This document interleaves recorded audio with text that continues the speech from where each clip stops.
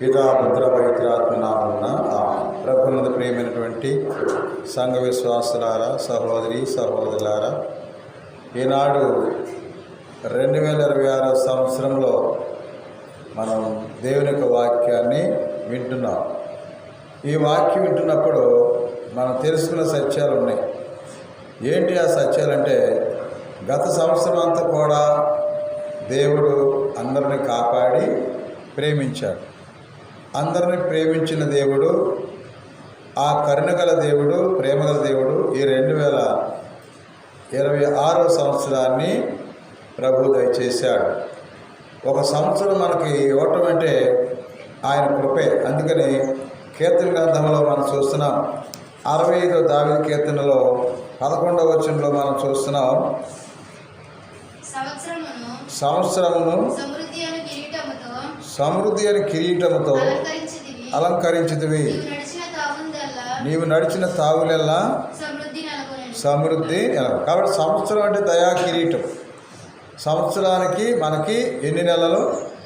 12 నెలలు. 12 నెలలని కూడా దేవుడు మనకు కిరీటంగా అలంకరించాడు. అంటే ఈ సంవత్సరం కూడా నీవు జీవించు, ఈ సంవత్సరం కూడా బ్రతుకు అంటూ ప్రతి ఒక్కరికి ఈ ధన్యత ఇచ్చాడు. అందుకని సంవత్సరం అనే దయా కిరీటాన్ని మనకి ఇచ్చాడు. గత సంవత్సరం అంతా కూడా మనం ఎన్నో విషయాలు దేవునికి బాధ కలిగించే పనులు చేయటం, ఆయన మాట అనకపోవటం, నిర్లక్ష్యం ప్రవర్తించడం, అనేక సార్లు వాక్యం వింటున్నాం కానీ వాక్య ప్రకారం ఎంతవరకు జీవిస్తున్నాం అనేది మనం పరిశీలన చేసుకోవాల్సిన సమయం ఇది. అందుకే గత సంవత్సరంలో దేవునికి మనం ఇష్టలుగా ఉన్నామా, అయిష్టులుగా ఉన్నామా, మనం ఆయనకి అంటే లోబడి ఉన్నామా లేదా అనే విషయాన్ని తలంచుకోవాలి. అందుకనే ఈ సంవత్సరాన్ని కిరీటం ఇచ్చాడు. ఈ 12 నెలలు కూడా మరి అంటే 1 ఇయర్ సంవత్సరం, ఈ గొప్ప సమయం మనకి ఎందుకు ఇచ్చాడంటే ఫలించాలని దేవుడు మనకిచ్చాడు. లూకా సువార్త 13వ అధ్యాయంలో మనం చూస్తున్నాం. 13వ అధ్యాయంలో 8-9 వచనాలు. లూకా సువార్త 13వ అధ్యాయం 8-9 వచనాలు. అందులకు తోటమాలి, అయ్యా ఇంకొక 7 ఓపిక పట్టుడు, నేను దీని చుట్టూ పాదు చేసి ఎరువు వేసేదను, ముందుకు ఫలించినా సరే లేనిచో అది. కాబట్టి ఫలించాలంట. అది ఎందుకు ఇచ్చాడు సంవత్సరం మనకి? ఫలించుటకే. అందుకనే అయ్యా అడుగుతున్నాడు. తోటమాలి ద్రాక్ష తోట యజమాని ద్రాక్ష తోట నాటి తోటమాలికి అప్పగించాడు. అయితే తోటమాలి ఆ ద్రాక్ష తోట విషయంలో చాలా శ్రమిస్తున్నాడు, కష్టపడుతున్నాడు. కానీ 1 సంవత్సరం, 2 సంవత్సరాలు, 3 సంవత్సరాలు చూసినప్పుడు కనీసం ఒక కాయ లేదు, పండు ఏమీ లేదు. అందుకని ద్రాక్ష తోట యజమాని, ద్రాక్ష తోట ఒకే అంటే సంఘం ద్రాక్ష తోట అంటే. కానీ ఒలివ చెట్టు అంటే అర్థం ఏంటంటే మరి దేవుని పెట్టని అర్థం, విశ్వాసం అని అర్థం. అందుకని అంజూరపు చెట్టు అక్కడ ద్రాక్ష తోట అంజూరపు చెట్టు. కానీ ఏం జరిగింది? ఆయన వచ్చినప్పుడు 1 సంవత్సరం, 2 సంవత్సరం, 3వ సంవత్సరం వచ్చాడు. కానీ 2 సంవత్సరాలు చూశాడు. 3వ సంవత్సరానికి ఆయన వచ్చినప్పటికీ మంచి ఫలాలు ఉంటాయి అనుకున్నాడు. కానీ వచ్చి చూసినప్పుడు ఆ చెట్టు చుట్టూ తిరిగినా కానీ ఒక్క పండు కూడా లేదు. అప్పుడు తోటమాను పిలిచి యజమాని అంటున్నాడు, అయ్యా 3 ఏళ్ళు నేను చూశాను, ఇదే 3వ సంవత్సరం, కానీ ఒక కాయ ఫలం ఏమి కూడా లేదు కదా, మరి దీన్ని కొట్టేది మంచిదిగా అన్నాడు యజమాని. కానీ తోటమాలి ఏమి చెప్తున్నాడు? అయ్యా రిక్వెస్ట్ చేస్తున్నాడు, ఈ 1 సంవత్సరం ఆగు, 1 సంవత్సరం నేనేం చేస్తాను, చుట్టూరు త్రవ్వుతా, చుట్టూరు ఎరువేసి నీళ్ళు పెడతాను, చుట్టూరు కూడా దాన్ని ఫలించేలాగా చేస్తాను. అప్పుడు కూడా అది ఫలించకపోతే నీ ఎదురుగుండా నేను దాన్ని ఏం చేస్తానంటున్నాడు, తీసివేస్తాను, నరికేస్తానంటున్నాడు. అందుకని ఈ యొక్క 2026 సంవత్సరంలో మనం ఫలించాలి, అభివృద్ధి పొందాలని దేవుడు కోరుకుంటున్నాడు. యోహాను సువార్త 15వ అధ్యాయంలో 7-8 వచనాలు. యోహాను సువార్త 15వ అధ్యాయము 7-8 వచనములు. నాయందు మీరును మీ యందు నా మాటలను నిలిచినచో మీరు ఏమి కోరినను అది మీకు వసగపడు. చూడండి, కొంతమంది నేను ఏమి కోరినా కానీ ఫలించాలి. నా యందు మీరు, మీ యందు నా మాట. మనలో ఏముండదు, ఆయన మాటలు ఉండాలి. అది ఆయన మాటలు మనలో లేకపోతే ఫలించం. అందుకే ప్రభు అన్నాడు, నేను నిజమైన ద్రాక్షవడిని మీరు, కానీ నాలో ఉంటేనే ఫలిస్తారని ఆ ప్రభువు తెలియపరుస్తున్నాడు. అందుకని ఫలించినా సరే. అలాగే మరి హగ్గయి గ్రంథంలో మనం 2వ అధ్యాయం 19వ వచనంకి వెళ్ళినట్టయితే, హగ్గయి గ్రంథం 2వ అధ్యాయం 19వ వచనం, మరి ఈ సంవత్సరం ఎలా గడుస్తుంది, ఎలా జరుగుతుందో ఎవరో తెలియదు. సంవత్సరం ఇచ్చాడు అంతే, కానీ ఎవరికి ఏ విధంగా దీవెనలు ఇవ్వాలో ఆయన్ని బట్టి ఆధారపడి ఉంది. అక్కడ మనం చూసినట్టయితే హగ్గయి 2:19లో మీకు ధాన్యము నిలవలేదు, మీ ద్రాక్షలు ఖర్జూరములు దానిమ్మలు అయినను ఇక మీదట మిమ్మల్ని దీవించును. అది కాబట్టి ఫలాలు కావాలని కోరుకుంటున్నాడు, కానీ మీరు ఫలించాలని చెప్తున్నాడు. హగ్గయి 1 అధ్యాయం 6వ వచనం, ప్రతి వ్యక్తి కూడా వారి ప్రవర్తన ఆలోచించుకోమన్నాడు. ఎందుకు ఫలించిన కారణం, ఫలించినప్పుడు మనం దేవునిలో లేకపోతే ఆ ఫలాలు కూడా మన నుంచి దూరం అయిపోతాయి అంటున్నాడు. హగ్గయి గ్రంథం 1వ అధ్యాయం 6వ వచనం, మీరు చాలా విత్తనం చల్లినను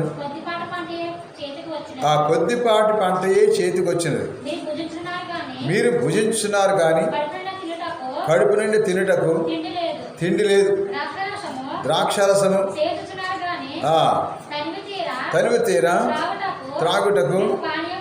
అది కాబట్టి ఇలా చెప్తున్నాడు, అన్నీ ఉంటున్నాయి కానీ తగిన కాలానికి చేతికి అందటం లేదు అంటున్నాడు. అది చేతికి అందనివ్వటం లేదంట.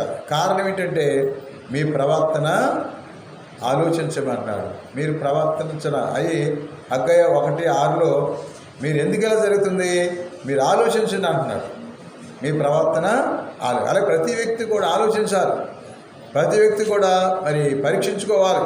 గలాతీ పత్రిక 6వ అధ్యాయం 4వ వచనం, గలాతీయులకు రాసిన లేఖ 6వ అధ్యాయం 6వ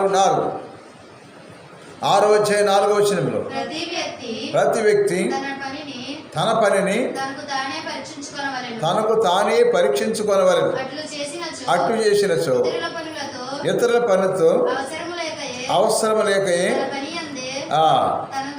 అది కాబట్టి ఇతరులతో పని లేదు, ఎవరి పని కరెక్ట్ చేసుకుంటే, నా మట్టుకు నేను చక్కగా సన్నిధికి వెళ్ళిపోతే, నా మట్టుకు సిద్ధపడితే ఒకరి కోసం మనం చూడకూడదు. అందుకే నేను చాలాసేపు అయింది వచ్చి మరి ప్రార్థన అంటే ఎందుకు రాత్రి ప్రార్థన జరిగింది, మరి పొద్దు కూడా ప్రార్థన జరిగింది. ఒక్కోసారి ఉదయం ప్రార్థన అవసరం లేదనుకుంటాను నేను. రాత్రి ప్రార్థన జరిగినప్పుడు క్లోజ్ అయిపోవాలి అంతే. ఇంకా బలపడతారు ఇంకా అంటారంటే ఇప్పుడు ఎంత అంటాయో అప్పుడు ఇక కొండల మీద మంటల మీదకి ఇంటి మీద గుర్తొస్తారు, ఇంకేమంటారు మీరు. అందుకని కాలాన్ని మనం నిర్లక్ష్యం చేయకూడదు. దేవుని స్తోత్రం, హల్లెలూయా. 2వ కొరింథీ పత్రిక 6వ అధ్యాయంలో 2వ వచనం, కొరింథీయులకు రాసినటువంటి 2వ కొరింథీ పత్రిక 6:2, ఏలైనా అనుకూల సమయమున నేను ఆలకించుతిని, రక్షణ దినమున నీకు తోడ్పడితిని ఆయన దేవుడు చెప్పుచున్నాడు కదా. ఆయనచో ఆలకించుడి, ఇదిగో ఇప్పుడే మిక్కిలి అనుకూల సమయం, ఇదే రక్షణ దినం. దేవుని స్తోత్రం. అందుకే ఇదే రక్షణ దినం. ప్రతిరోజు ప్రతి ఒక్క రోజు చాలా విలువైనది చూడాలి. ఒక సమయం ఒక నిమిషం సెకండ్ దాటిపోతే మళ్ళీ అది మనకు దొరకదు. అందుకే కాలాన్ని ఈ 2026 సంవత్సరం టైం టు టైం మెయింటైన్ చేయండి అంతే. అందుకని కొంతమంది ముందు వస్తారు, పాప చివరి వరకు అలాగే కూర్చుంటారు. కొంతమంది తెలివైన వాళ్ళు ఎప్పుడు వస్తారు మధ్యలో కూర్చుని వెళ్ళిపోతారు. అందుకని అలా కాకుండా కాలాన్ని మనం గౌరవించాలి, కాలాన్ని మనం మరి విలువని నేర్చుకోవాలి. దేవుని స్తోత్రం. ఎఫెసీ పత్రిక 5వ అధ్యాయంలో 15వ వచనం, ఎఫెసీ పత్రిక 5:15, కనుక మీరు ఎట్లు జీవించున్నారు దాని గూర్చి శ్రద్ధ వహింపుడు, జ్ఞానహీనుల వల్ల జీవింపకుని. అది కాబట్టి జ్ఞానం లేని వాళ్ళు ప్రవర్తించకూడదు. 2026 సంవత్సరం మనకి ఎందుకు ఇచ్చేయండి, జ్ఞానంగా ప్రవర్తించమని, క్రమశిక్షణ కలిగి ఉండాలి, పరిశుద్ధులుగా ఉండాలని, దేవుని బిడ్డలుగా జీవించాలి. ఎందుకంటే మనం ప్రార్థన వైపు వాక్య వైపు భక్తిని పుట్టించుకుంటే తప్ప అపవాది సైతాన్ని మనం పడగొట్టడం ఖాయం. దేవుడు అంటే నిర్లక్ష్యం అశ్రద్ధ దేవుడు ఎవరిలో ఉంటుందో వాడు దేవుని చవి చూడలేరు, దేవుని యొక్క శక్తిని పొందలేరు. అందుకని దేవుని యొక్క కార్యాలు మరి ఆయన మనకిచ్చిన గొప్ప ధన్యత. అందుకని మనకిచ్చిన సంవత్సరం మరి దేవుడిచ్చినటువంటి భాగ్యం. సంవత్సరం అంటే దయా కిరీటాన్ని ధరింపజేశాడు. దేవుని స్తోత్రం. అలాగే గత సంవత్సరంలో మనకి ఎన్నో పనులు, ఎన్నో కార్యాలు అన్ని క్షణాల్లో కూడా దేవుడు కాపాడినందుకు దేవునికి వందనాలు చెల్లించుకుంటూ ఈ న్యూ ఇయర్లోకి ముందుకు సాగాలి. మొదటి తెస్సలోనిక పత్రిక 5వ అధ్యాయంలో 16వ వచనం నుండి 18 వరకు చదివినట్లయితే, మొదటి తెస్సలోనిక పత్రిక 5, 16, 18 వచనాలు అక్కడ మనం చూసినట్లయితే, ఈనాడు సర్వదా సంతోషముండు, సదా ప్రార్థింపుడు, అన్ని వేళలందును ఆ కృతజ్ఞులయుండు, యేసు క్రీస్తునందలి మీ జీవితమున. అది కాబట్టి దేవుడు కోరుకుంది ఈ సంవత్సరం ఏంటి అక్కడ చెప్తున్నాడు. దేవునికి కూడా కొన్ని ఆశయాలు ఉన్నాయి. నీ కోరికలు కొన్ని ఉద్దేశాలు ఉంటాయి. కానీ దేవుడికి ఉన్న కోరిక అని తెలుసా? 2026 సంవత్సరం మొట్టమొదటి ఏంటి? ఏం కోరుకుంటున్నాను మీ పట్ల? సంతోషంగా. చప్పలు కొట్టండి. కాబట్టి సంతోషంగా ఉండాలి ఒకటి. తర్వాత ఎప్పుడు ప్రార్థన చేయమంటాడు. మొదటగా సంతోషం ఎలా వస్తుంది? దేవునితోనే ఉంటేనే సంతోషం. అందుకని సంతోషంగా ఉండండి. రెండవది ఒకటేంటి? సదా ప్రార్థించుడి, సంతోషంగా ఉండండి. అలాగే ఎప్పుడు కూడా మీరు కృతజ్ఞులై ఉండాలి. ఇప్పుడు ఉంది ఉదాహరణకి, దీనికి ఉద్దేశం ఏంటంటే కృతజ్ఞత కానుక చెల్లించడం. కృతజ్ఞత చెల్లించి ఆయన గుమ్మములు ప్రవేశించమని మహాభక్తుడు దావీదు చెప్తున్నాడు. దేవుని స్తోత్రం. 100వ కీర్తన 4వ వచనం, కృతజ్ఞత లేకపోతే నీ విశ్వాసం పెరిగినట్టు కాదు. ఆ కృతజ్ఞతాస్తుతులతో ఆయన మందిర ద్వారా ప్రవేశించుడి, స్తుతి గీతములతో దేవాలయం ఆవరణమున. అది కాబట్టి ఇది చెప్తున్నా, కృతజ్ఞత ఉండాలి. శుద్ధి చేసుకుంటూ దేవుని సన్నిధిలో గడపాలి. అది కృతజ్ఞతాస్తుతురాలు. కృతజ్ఞత ఇది చాలా ముఖ్యం. నువ్వు ఇచ్చేటువంటి కానుక చాలా ముఖ్యం. తండ్రి దేవుడు యావే ప్రభు తన కుమారుని మనకిచ్చాడు. తన కుమారుని మరియ తల్లి ద్వారా మనకి ఆయన పెద్ద గిఫ్ట్ ఇచ్చాడు అందరికీ. అది రక్షణ భాగ్యం. దేవుని స్తోత్రం. మరి నువ్వేమిస్తున్నావు అసలు దేవుడికి ఇచ్చే విషయంలో నువ్వు ఏమిస్తున్నావు? అదే కృతజ్ఞతాస్తుతులు చెల్లిస్తేనే ఈ సంవత్సరం మనకు దీవెనగా ఉంటుందంట. అది నువ్వు కృతజ్ఞతాస్తుతులు చెల్లిస్తేనే ఈ 2026 సంవత్సరం నీ బ్లెస్సింగ్గా మారుతుంది, నీకు ఆశీర్వాదంగా మారుతుంది. కీర్తన 147 దావీదు కీర్తన 7వ వచనం. కీర్తన 147 అధ్యాయంలో 7వ వచనం, ప్రభువునకు కృతజ్ఞతాస్తుతులు పాడుడు తంత్రి వాయిద్యముతో. అది కాబట్టి కృతజ్ఞతతో దేవుడు నాకు ఎన్నో మేలులు కార్యాలు చేశాడంటూ ఆయన పాడి స్తుతించాలి. అందుకే దేవుడు మనకి ఇచ్చిన మానవ కోటికి తండ్రి అయిన యావే ప్రభు తన కుమారుని గిఫ్ట్గా ఇచ్చాడు. మరి నువ్వేమి చేస్తున్నావు? ఆ గొప్ప దేవుడి గురించి, ఆ బాలుడి గురించి ప్రభు ఎన్నో పాటలు పాడేశావు. కానీ నీ స్థితిలో నువ్వేమి ఇస్తున్నావు ఆయనకి? అది అంటే దేవుడికి మనం ఇవ్వాలంటే ఇవ్వాల్సిందే. ఎందుకంటే అన్నీ ఆయన ఇచ్చినాయి కదా.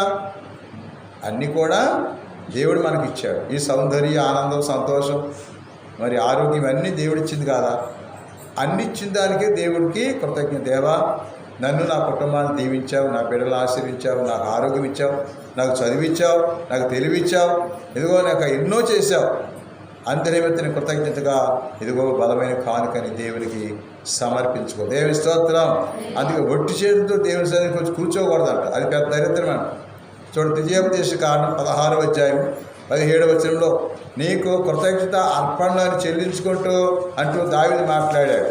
ద్వితీయోపదేశ కాండం 16:17, 16వ అధ్యాయం 17వ వచనంలో అక్కడ మనం చూసినట్టయితే, నీ ప్రభు నీకు దీవించిన దానికి అనుగుణంగా మీరు ఆయనకు కానుకలు కొని. మనకి ఎన్నో దీవించాడు. అది దీవించిన దాని కోసమే నువ్వు దేవునికి కానుక ఇవ్వాలి. ఎందుకు కానుక ఇవ్వాలంటే ఆయన మనల్ని మేపాడు, ఆయన పోషించాడు. అందుకనే ఆయనకి మనం కృతజ్ఞత చెల్లించాలంటూ భక్తుడు దావీదు అంటున్నాడు. అందుకే నాడు మరి ఆయనకు మనం ఏమిస్తున్నాం? కృతజ్ఞత ఇది చాలా బలమైన విలువైన కానుక, నీవు ఇచ్చే కానుక. అందుకని కానుక ఇచ్చినంటే దేవుని మహింపరచటం. దేవుని స్తోత్రం. అందుకని ఈ కానుక ఎప్పుడైతే చూడండి, వేద వ్యాపక ఆదివారం కార్డులు, ఈ కార్డులు ఇవ్వకోకుండా ఎవరో దగ్గరెట్టుకుంటావో ఈ సంవత్సరంలో నీకు అంతా కూడా దరిద్రం పట్టుకోండి. మిషన్ సండే కవర్ కానీ, కృతజ్ఞత కొత్త సంవత్సరంలో కవర్ కానీ నువ్వు దగ్గరెట్టు కూర్చున్నావు అనుకో, దీనివల్ల లాసే తప్ప మైనసే తప్ప నీకు ఏం కనపడదు. నువ్వు ప్లస్గా మారాలి. ప్లస్ అంటే ఆశీర్వాదం, మైనస్ అంటే ఏమి లేనట్టు. అందుకే నాడు ఒక సంవత్సరానికి ఒకసారి నీవు ఇచ్చే కానుక కృతజ్ఞత కానుక చెల్లించాయి అని దేవుని వాక్యం చెప్తుంది. దేవుని స్తోత్రం. ఆనాడు మరియ తల్లి కూడా తన కుమారుని మన కొరకి సమర్పించుకుంది. ఆ యెరూషలేము దేవాలయానికి వెళ్ళి తన కుమారుని అదిగో యాజకుని చేతిలో ఉంచింది అని దేవుని వాక్యం చెప్తుంది. అందుకే ఆయన పేరు పెట్టడానికి వెళ్ళినటువంటి సందర్భంలో మనం చూస్తున్నాం. ఆ పేరు పెట్టినప్పుడు ఆ యాజకుని చేతిలో ఉంచింది ఆ తల్లి మరియని. ఆ మరియ తల్లి తన కుమారుని, విలువైన కుమారుని, గొప్ప కుమారుని యాజకుని చేతిలో ఉంచడం జరిగింది. అందుకని సిమియోను ప్రవక్త చేతిలో ఉంచినటువంటి మరియ తల్లి వలె మనం కానుకలు దేవుని సన్నిధిలో సమర్పించుకోవాలి. దేవుని స్తోత్రం. హల్లెలూయా. అందుకని ఆయన నిన్ను ఎందుకు ఇవ్వాలి కానుక దేవుడికి? నిన్ను దేవుడు దీవించినందుకు, నిన్ను దేవుడు కాపాడినందుకు, నిన్ను దేవుడు కరుణించినందుకు, దేవుడు నిన్ను పోషిస్తున్నందుకు అన్నింటిని కూడా దేవునికి వందనాలు. ఎందుకంటే నీవు ఆయనకి కృతజ్ఞత చెల్లించకపోతే కృతజ్ఞత లేని వారు వేల కొలది ఏమవుతారు? కూలిపోతారు. కృతజ్ఞత లేని వారు వేల కొలది అంటే దేవునికి ఎప్పుడు ట్యాక్స్ గివింగ్ అది నేర్పడానికి యేసుప్రభు కూడా మరి ఆయన రొట్టెను అందుకొని కృతజ్ఞత స్తుతులు చెల్లించాడు. అందుకే నాడు ఈ బలమైన మాట ఎంతకాలం చెప్పినా ఇలాగే మరి ఉన్నట్టయితే మన జీవితాన్ని వ్యర్థం చేసుకున్నట్టు. మరి ఈనాడు మరి కృతజ్ఞత చెల్లించడం దేవునికి ఇష్టమైన కాదు. అందుకని మనలో ఏమి చూస్తున్నాడు? కృతజ్ఞత భావం లేదని అదే పరిశుద్ధ పౌలు చెప్పాడు. కాబట్టి ఎప్పుడు నువ్వు సంతోషంగా ఉండు, ఎప్పుడు ప్రార్థన చేసుకో, ఎప్పుడు కూడా కృతజ్ఞతాస్తుతులు చెల్లించు. అదే నేను కోరుకున్నాను అన్నాను. అందుకే తెస్సలోని పత్రికల పరిశుద్ధ పౌలు చెప్పాడు, దేవుడు మన ఏం కోరుకుంటున్నాడు? మన నుండి ఏం కోరుకున్నాడు? సర్వదా సంతోషగుడి, సదా ప్రార్థించుడి, సదా ప్రార్థించుడి. దేవుడు మేము కోరినది ఇది అన్నాడు. అలాగే మొదటి కొరింథీ పత్రిక 1వ అధ్యాయం 3వ వచనం నుండి 4 వరకు. అప్పుడు నీవేమవుతున్నావంటే నిన్ను ఐశ్వర్యవంతుడిగా చేస్తున్నాడు, గొప్పవాడిగా చేస్తున్నాడు. అందుకే ఆ వచనాల్లో వాక్యం రాయబడింది, మన తండ్రి దేవుని నుండి ప్రభు యేసుక్రీస్తు నుండి మీకు అనుగ్రహమని శాంతి లభించునుగాక. యేసుక్రీస్తు ద్వారా దేవుడు మీకు తన అనుగ్రహమును వసగెను కనుక నీ కొరకైన సర్వదా ఆయనను కాబట్టి సర్వదా ఆయన కృతజ్ఞత స్థితిలో చేయాలి. కాబట్టి మీరు ఐశ్వర్యులు అంటున్నాడు. దేవునికి కృతజ్ఞత ఎవరైతే చెల్లిస్తారో మీరు గొప్ప ఐశ్వర్యవంతులు. మరి వాక్కులోను జ్ఞానంలోను మీరే గొప్పవాళ్ళంటూ పరిశుద్ధ పౌలు చెప్తున్నారు. అందుకని కృతజ్ఞతాస్తుతులు చెల్లి నూతన సంవత్సరం ప్రవేశించాం. మరి ఇప్పుడు సమయం ఎంత అయింది? 11:30. అందుకని చాలామందికి ఉన్న నిర్లక్ష్యం ఏంటంటే రాత్రి ప్రార్థనకి వెళ్ళాం కదా, వెళ్ళకపోయినా పర్లేదు అమ్మా, పొద్దున్న టిఫిన్ చేసి మధ్యాహ్నం భోజనం చేస్తున్నాం, సరిపోదు కదా. అందుకని ఆత్మకి దేవుడిచ్చినటువంటి వాక్య అందుకని సరిపెట్టుకోవచ్చు, కానీ ఆత్మకి ఏదో పొదువు లేనట్టే. చూడండి, రాత్రి ప్రార్థనకు వచ్చినప్పుడు పొద్దుడు రాకపోతే అయ్యో పొద్దుడు కూడా రాలేదనిపిస్తుంది. ఆత్మ చెప్పాడు, అంతరాత్మ. అందుకని అంతరాత్మ ప్రకారం మనం జీవించాలి. చూడండి ఒక్కసారి ఎహెచ్కేల్ గ్రంథం 36వ అధ్యాయం 26వ వచనం. ఎహెచ్కేల్ గ్రంథం 36:26. నూతన హృదయమును దయచేయుదును, నూతన ఆత్మను మీలో ఉంచెదను, మీ నుండి రాతి గుండెను తొలగించి మాంసపు గుండెను దయచేది. దేవుని స్తోత్రం. రాతి గుండె పోవాలి మనిషిలో. ఏ గుండెదే? అది మార్పు లేని జీవితాలు రాతి గుండె. ఆ రాతి గుండె తీసేస్తానంటున్నాడు. తీసేస్తే కొత్త సంవత్సరానికి ఆశీర్వాదం. అందుకే పాతవి గతించి కొత్తగా నూతనమైన చెప్పాడు పౌలు. అందుకే రాతి గుండి తొలగిపోవాలి. రాతి గుండి నిర్లక్ష్యం, అశ్రద్ధ, సోమర్థనం ఇవన్నీ కూడా కలిగి ఉంటారు. కాబట్టి మాంసపు గుండి ఏంటంటే దేవుని యొక్క ప్రేమ, కరుణ, జాలి కలిగిన కుటుంబాలు. అందుకే నాడు మన కుటుంబాల కోసం ప్రార్థన చేసుకునే రోజు. అయ్యా గత సంవత్సరం అంతా ఎంతోమంది ఫ్యామిలీ చాలామంది యాక్సిడెంట్ ప్రమాదం చచ్చిపోయారు చాలా చోట్ల. అది చూస్తే మన కళ్ళ నీళ్ళు వచ్చేస్తాయి. ఒక ఇంటోళ్ళు వెళ్ళిపోయినటువంటి సందర్భాలు ఉన్నాయి. కాబట్టి ఈనాడు మనం మరి గొప్పవాడని కాదు, ఇంకా దేవుని తెలుసుకోవాలని, దేవుని మాటలు నెరవేర్చాలని, దేవుని వాక్యం వినాలని దేవుడు మనల్ని కోరుకుంటున్నాడు. అందుకే ఈనాడు ఈ నూతన సంవత్సరంలో ఉదయకాల ప్రార్థనలో ఈ వాక్యం, అందుకని దేవుడికున్న కోరిక ఏంటి మనం నెరవేర్చాలి. ఆయనకున్న కోరిక ఏంటి? ఎప్పుడు ప్రార్థన చేయాలని, ఎప్పుడు కృతజ్ఞత చెల్లించాలని, అలాగే ఎప్పుడు సంతోషంగా ఉండాలని దేవుడు కోరుకుంటున్నాడు. అందుకే నూతన సంవత్సరం 3 కోరికలు ఉన్నాయి ఆయనకి. ఒకటి ఎప్పుడు ప్రార్థన చేయాలని, ఎప్పుడు మనం సంతోషంగా ఉండాలని, తర్వాత ఆయన కృతజ్ఞత స్తుతులు చెల్లించాలని. అందుకని తండ్రి అయిన దేవుడు తన కుమారుని మనకి బహుమతిగా ఇచ్చాడు. మరి నువ్వేమిస్తున్నావు అంటూ ఆత్మ పరిశీలన చేసుకోమన్నాడు. జ్ఞానులు వచ్చారు, బంగారం, సాంబ్రాణి, గోళాలు సమర్పించారు. గొల్లలు వచ్చారు, వాళ్ళకు ఉన్నది సమర్పించారు. దేవదూతలు వచ్చారు, దేవుని స్తుతించి మహింపరిచారు. అలాగే నువ్వేం చేస్తున్నా దేవుడి కొరకు అంటే నువ్వు చేయకపోతే అంత శూన్యమే. మనం ఈ లోకంలో వ్యర్థంగా జీవిస్తున్నట్టు లెక్క. అందుకే నాడు ఈ దేవుని సన్నిధిలో ఉన్నటువంటి వాక్యాలు మన హృదయాలు స్థిరపరచుకున్నాం. ప్రభు దేవుడి వాక్యం దీవించును గాక. పితా పుత్ర పవిత్రాత్మ నామమున ఆమేన్.